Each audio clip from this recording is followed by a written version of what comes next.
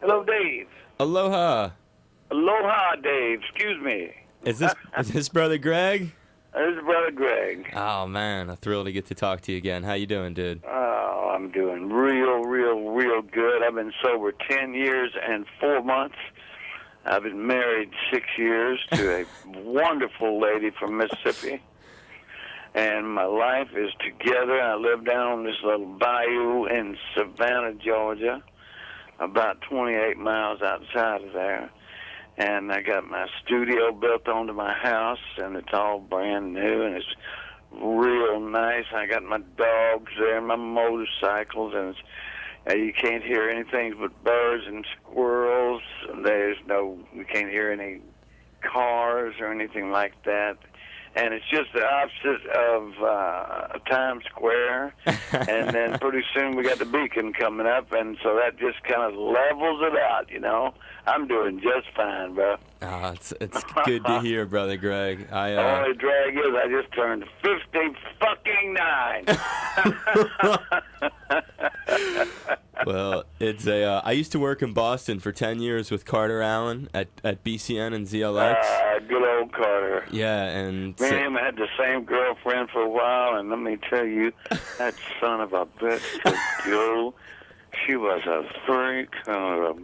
Thank God we both put her down. But whew, I was in love. God, I never fucking lost my life. Good God Almighty. Has he ever told you about her? he didn't. Next time you see him, oh boy, she was a damn waitress somewhere real close by. There was in this hotel that we stayed at. She was downstairs, this real plush restaurant, and she was like the maitre d' there. And boy, look out! Nothing she really didn't go to a football game and screw under the bleachers. I mean, she was a freak. Okay, enough of that. My wife. And I'm very happily married, and living in Savannah, Georgia, and I'm doing fine. And be sure to say, Carter, I'll be damned. How long you been away from From Boston? God, it's been so long. From BCN? Bob WBCN and Bob Boston. 2001, I split, and I got out here, and have been on the air here since 2002. You came to vacation and stayed, right? I've decided I copped a line from that Aerosmith record. I wanted to have a permanent vacation, so I just permanent vacation. Well, shit. You know, that's kind of a state of mind. Precisely. Really, I mean, of course, you know, there's going to be hassles. You know, you got them here. I mean, you're in business. Yeah, that's right. Oh, there's always hassles, dude. There's going to be hassles because if you don't watch your money, somebody's going to take it. That's just the way it is. I'm sorry. You know, unless you want to move up and, you know, become, well, no, maybe I shouldn't say that, say Quaker, but, I mean, you know, still, I don't know if you could lay a wallet on the street, you know, up there in Pennsylvania somewhere. I think maybe it might get taken, you know. Right.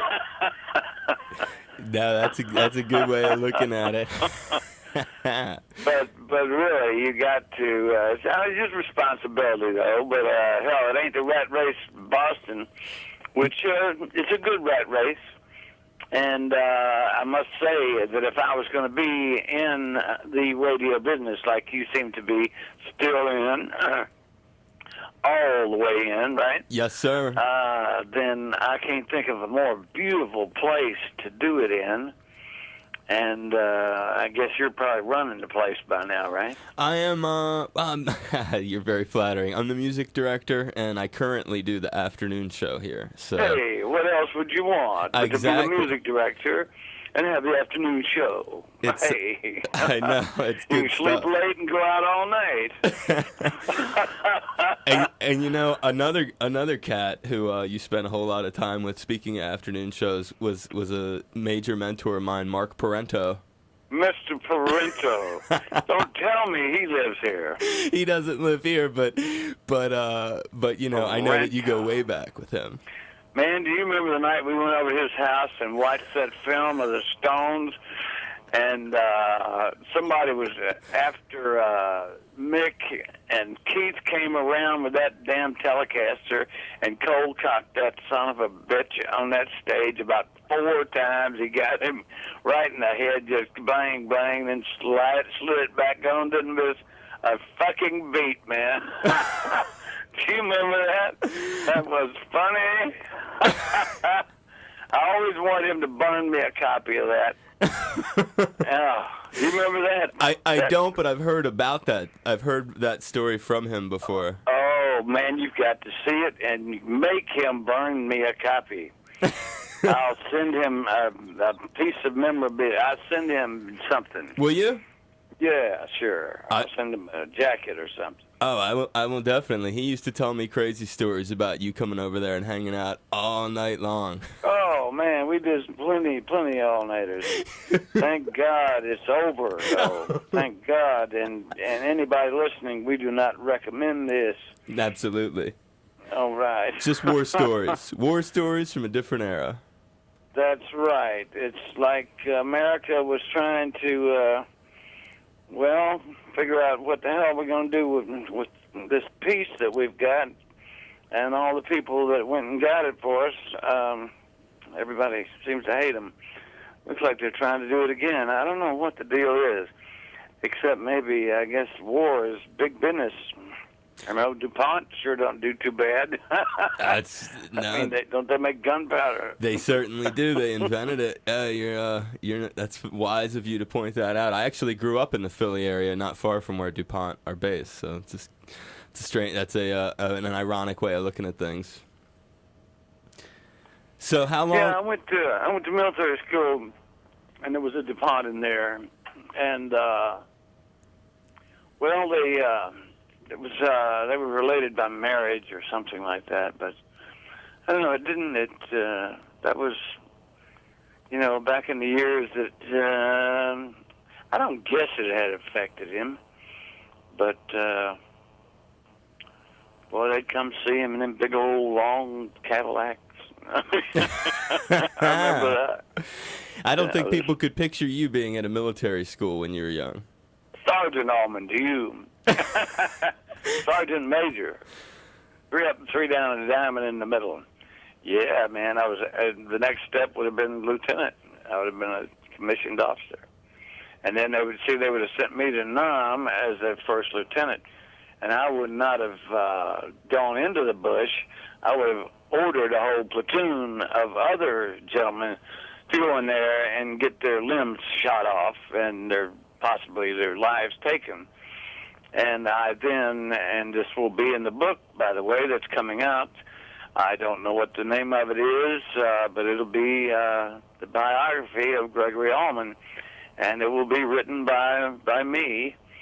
And one of the hardest things to do when you write your own biography is getting the damn chronological order. Yeah.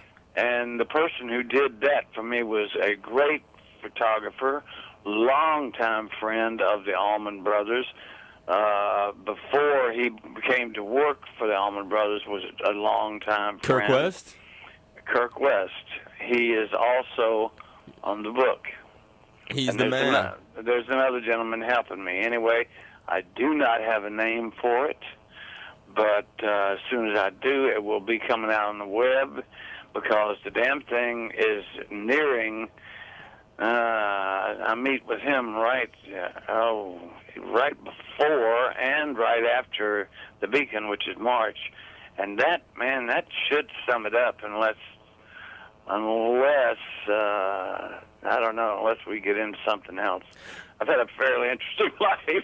Oh, Greg, your life has been so incredible, and one of the chapters of it that has always been I've gotten to run into you a bunch of different times, as I've mentioned, and one of the times probably my prized moment with you was it was just 2 days after Woodstock '94, which you had played, and we were up in Maine, and you were doing Old Orchard Beach outside of Portland, and after the show, Carter Allen and myself got invited to come on the bus with you, the late great Alan Woody, and Warren Haynes, and I had this reindeer antler pipe that you really were fond of that night. It was a memory I'll never forget, getting to hang with you and pick your brain about just having done Woodstock.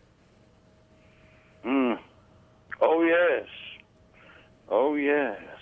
It was. Does it have an eagle feather on it? A bunch of beads? It didn't have any. It didn't have any of that. It was a shorter, sort of brown one, and it was. I like brought a soapstone? Yeah, like that size. Yeah, about that big. Made out of reindeer antler. Yeah, and I brought it with me. Yeah. Boy, I got we were flattened too. We had a lot of good times back then because you had such a close relationship with the stations there in Boston, and that really has always been a hotbed of Allman's support, huh? That area of the country. Oh, right. Yeah. And that's really has been. That's where Bert Holman lives too. Yes. Yes, he lives up in Massachusetts, Waban, which is Waban. Right. I think that's the way you pronounce it. Yeah. I'm pretty damn sure. And that's not that far out of Boston. Yeah, no, it's right in that area, right near Newton. Actually, it's a really neat little town. We stay over that way every time we play, Boston or, Massachusetts. Cambridge or, right. wherever. We used to always play in the parks over there. Remember that? Those were the days. The outdoor free stuff. Oh, man. Yeah, we'd play the Cambridge we'd play the Tea Party, right? Yep. And then after that, we'd just find a plug-in somehow, somewhere. Some kind soul would let us borrow his generator or something, and then we'd go to the Boston Commons and then the Cambridge Commons. I forget which one we got thrown out of first. I think it was the Boston Commons. But I remember the cops came down there that day and said, all right, all you whores, all you hippies, all you drug dealers, all you musicians, get the hell out of here. Oh, boy, that was a bummer summer. But they remembered it, man, and then, like Graham heard about all that, and that's what helped us get in there. Get in with it. At the Fillmore, Bill Graham, you're talking. Yes, sir. Uncle Bill. What's your favorite Uncle Bill story, Greg? Oh, God. Like when you think of him, what comes to mind that really makes you laugh or is just good vibes? Let me see. Man, I could not, the funniest ones, I could not say on air. An airworthy one. An airworthy Bill story.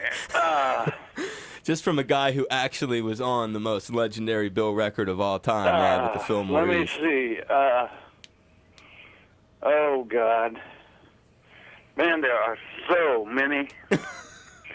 There are so many. I guess. Oh, man, you got me at a wrong moment. To remember, Bill. That's all right. I don't know. I remember that he... no, I can't tell that one either way. Just remember there were some great ones, all right? Yeah, I know. I owe you one, all right? No, I get you. I'll have that as one you owe me. All right, do that. Y'all gonna come back and see us at the gig? Oh, I'm hoping to. I was really hoping. I know that you don't do a lot of in-person interviews these days, but I was really hoping that maybe you'd consider, since I got the strong Boston connection with all your boys, that maybe you'd let me spend a couple minutes with you doing another short conversation. What do you think about that, Greg? I tell you what. Let me make a deal with you. You make a deal. Let's wait till I play, and if I don't get it said during that, then we'll talk some more. Nice. Unless there is something in particular that you would like to talk about. I am curious if you were to think, Greg, about a particular, when you think of all the venues in your long history, is there one place that you've played that would be your favorite of all, that brings back great memories, or that you just really are appreciative to have been in? Well, listen, I might have just turned 59, but I don't sit around thinking about I remember this venue here and all. I'm thinking about tomorrow's venue. Right. I'm thinking about, I just finally, after 25 years, mastered this certain particular way of finger picking with these steel picks on my hands. And I started trying to learn how when, I guess my brother was still around. And, I didn't really do it diligently. Like playing slide. I mean, at first, it's something you have to do every day. It's like shooting pool, Practice. So finally, this year with my band out, I'm playing lots of guitar, and so I'm doing a lot of picking, and so I've really mastered it, and I've written a bunch of new stuff with it in there, and I plan on doing it on like 12 strings and mandolins and what have you, even electric guitars I'm playing. I've heard you've been adding new songs to the set, yeah. Oh, yes, absolutely. How many new ones are you adding? Like if people... Oh, well, we gotta we can't let all our secrets out the bag. There's 2 or 3 that'll set you back probably, and you'll say, woo, he's not supposed to be doing that song. Yeah, I read that you're breaking out the new ones, and it's a great way for you to sort of flesh out the song and get the arrangement down by practicing it out on your own Gregg Allman and Friends tour. Oh, yeah, it's not, that's the way the song goes. It's the singer and not the song is the way, the title of the old song. I don't know when it was written, back in the 20s or whatever. Anyway, it wasn't Jagger. Yeah. Well, we're really, really looking forward to your shows, Brother Gregg. It means the world to us that you took some time to be part of my radio show, and your music has always been very inspirational to a lot of people, and it's been just a long wait getting you back in here. How long has it been since you were in the islands? 20 years, man, to the year. I was here in 1987, about this time, because we had recorded I'm No Angel that spring before that, and it had just come out before Christmas, and it did real well, and we said, what the hell, let's go to Hawaii. And we went and we did a tour that went from Hawaii to, started in San Diego and went all the way up to Vancouver and then through Fairbanks and Juneau and what have you, and then over to the islands and then back home. And we had a lot of fun. We really did. So it's been that long. Well, that's great to get you back. 20 years. It's been 20 years, man. And that crowd the other night was just incredible. I mean, though you couldn't have got another one in there with a crowbar. I swear to God, it was good. That's hot. They were really, really. They were all up by the stage. I mean, get down. We are so looking forward to seeing the show Sunday at Aloha Tower Marketplace, and it's really going to be a special thing, dude. I had Warren and Derek on last year. All right, very good. And so it's a great thrill to have you on now this year. And I do have to say hi to you from my buddy Carmine Appice, the drummer. You know, the dude from Vanilla Fudge. Absolutely, tell Carmine I say hello. Absolutely. Kiss him for me. Kiss him. I'll give him a huge hug for you. You know where he's gigging at that NAMM show with Warren Haynes. Oh, really? Yeah, they're doing like they're over there now doing the NAMM show? Yeah, they're doing like Warren's going to sit in with Cactus over there. I'll be damned. I did that not too many years ago. Yeah, you've been there. Exactly. Oh, yeah. And you've known Carmine a long time, huh? Oh, hell yeah. And, yeah, good guy. That guy can hit. I would hate that son bitch to hit me, you know what I mean? Oh, he's a ferocious drummer. When he hits that damn drum that uses those big old sticks, man, bang, he does not mess around. I mean, when he can touch it like a feather, but boy, he can land bass that bastard. Damn right anyway, you can. say hello to Carmine at peace for me. I will. For He sure. He sends much love. All right.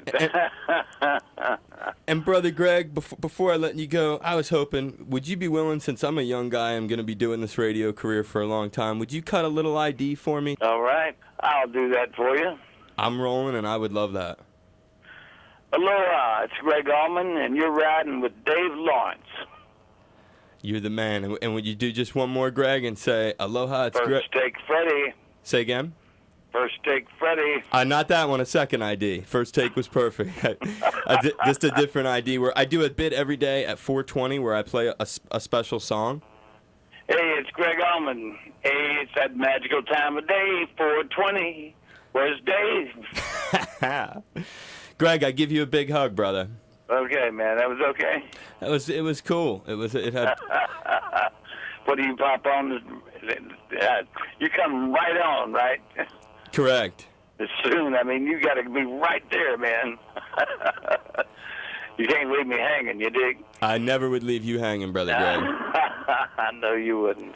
Well, good luck in your career, bro. Thank you very much, and I appreciate you spending some time on the show with me. No problem.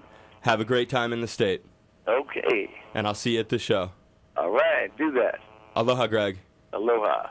Bye-bye.